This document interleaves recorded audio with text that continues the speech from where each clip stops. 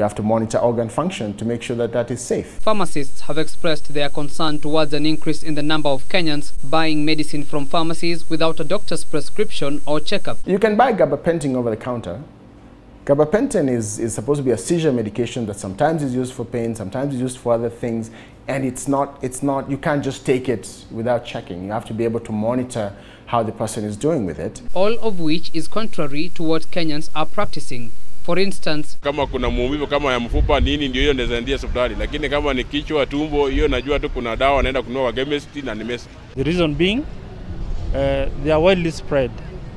Like where I stay, you hardly move 50 meters before getting 2 or 3 chemists. Wenye wanatedi mtu kule kwa hospitali ni the same thing tunatediwa kwa chemist. Dawa zake ni za shilingi 10, shilingi 5, lakini hospitali itabidi utapewa kama dozi ambayo itahitaji pesa zaidi. The effects of self-diagnosis and treatment, particularly with some medication, remain unknown to many. What happens when you go out and drink all night? You wake up in the morning, you have a headache, oh my gosh, you look for paracetamol and take it.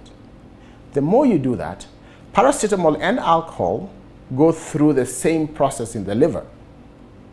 So once you do that, you're pushing your liver beyond where it should.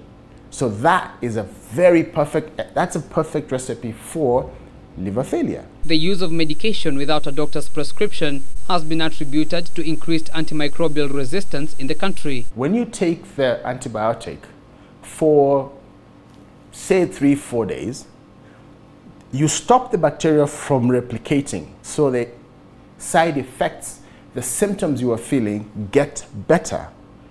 But that does not mean you've eradicated the bacteria from the body. What you've just done is you've shown the bacteria that this is what we are going to be doing if we're trying to kill you with this drug. So it develops a system to help it, not so that when the drug comes, it doesn't break the wall. The ultimate result is usually much more dreadful. What that simply means, we either look for a new drug to treat that, and if we don't have another drug that was already ready to treat that particular infection, that's when now you start hearing, oh, people died of a pneumonia that is resistant to medication. While warning Kenyans against self-diagnosis and treatment, Dr. Nyabero has called for more involvement of pharmacists by the government in drug research as well as formation of new policies designed to control the purchase of medicine from pharmacies. Ukishikwa na ugonjwa nuone daktari akwambie unaumwa na nini. Hakuna venye unaweza enda tu kwa chemist na ujichukulie tu madawa. Madawa ya nini? Mimi nilisema kwenda chemist, siwezi enda chemist juu kuna wakati nilikuwa mgonjwa nikapatiwa dawa mingi karibu type 10 hivi. Lakini hazikunisaidia, bado nilikuwa tu nahisikia ile uchungu nilikuwa nayo.